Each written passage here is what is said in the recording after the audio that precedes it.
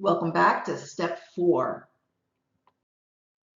So tell me, is this you?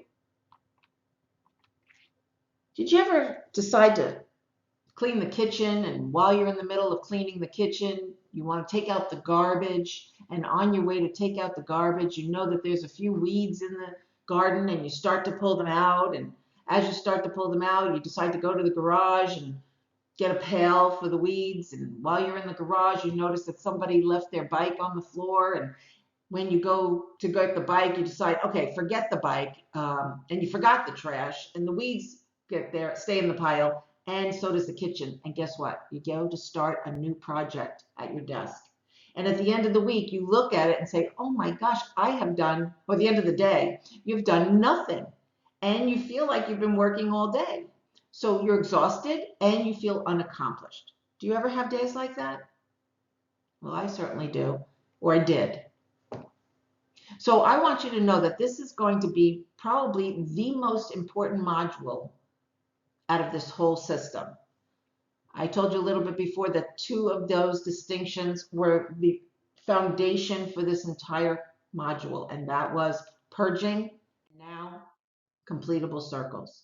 I have people who won't do the entire time freedom module, but guess what? They use this every day. This is their mindset every day, and I hope you'll do it as well. So let me introduce you to circles. Circles equal tasks, and completable circles equal bite-sized tasks that can be completed in one session, and session being time.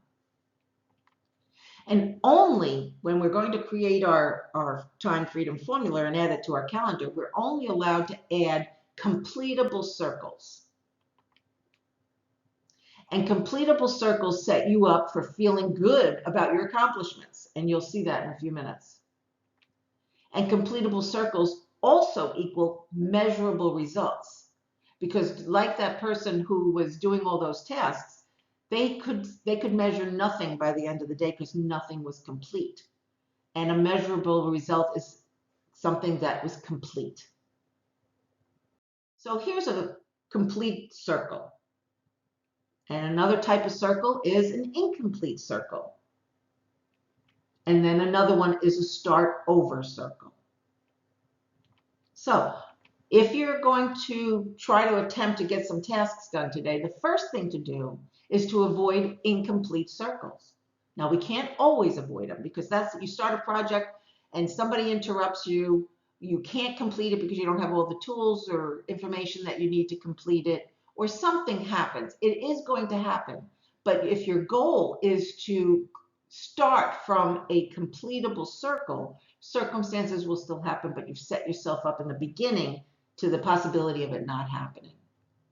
Also, if you go into start over circles, what that is almost as bad as an incomplete circle. Where an incomplete circle, you don't even know when you're going to finish it. A start over circle, you might be interrupted for a short period of time and go back to it. And while the project still gets complete, you still have a lot more time invested in it, because you have to start, you don't just start over from where you left off. You go back several minutes or hours to catch up on where you were and getting the momentum built again. So optimally, complete circles are the most efficient, where you start and stop a task in one setting. And that's what we're going to aim for next. So here's a downloadable form for you, and this is a circles worksheet. And what you're going to do is choose a topic for your circle. So let's say, we'll do that in just a second. Let's say we're going to choose a topic. You want to include the specifics of that circle. And you want to make sure that that circle fits in the allotted time that you've allowed for it. So if you've set 1 hour to do something, you want to make sure what you're going to do can be completed in that time. Okay? And when you're done, you're going to mark your circle complete. And when you're done with that, you're going to save it. Some people, I've had somebody, she had me make certificates, and every time she did completable circles, she had been failing for so long, is what she called it, at tasks, that she kept every one of those and kept them in a file so that she could reward herself. If you save this completing circles worksheet and you date it, then guess what? You can save it so you always have a record of what you did complete to help you feel better whenever you think you haven't accomplished anything. So what does it look like to start a circle? Let's say I want to work on my website today. We all know that a website is not something you can complete in an hour or 2 hours. So setting myself up to fail by saying I'm going to work on my website is not productive. And this is where we go wrong so often. We put down what we want to work on and not what we want to accomplish. So I'm saying to create a completable circle. I've given myself 2 hours to work on my website, let's say, and that means I'm going to add my menus to my website and I'm going to choose the colors I want on my website. And that's it, nothing else. And then I might have another circle that I want to create, and that would be working on the kitchen. Working on the kitchen sometimes is huge. So I might clean 2 drawers out and I might empty the garbage. And that's it. And I go on to my next thing. Okay, I want to create a vacation. I'm going to choose a location and that's it. And when they're done, I check them off. Now, why are there only 5 circles on this page? Because I recommend that you choose no more than 3 to 5 tasks a day to do 3 to 5 circles per day.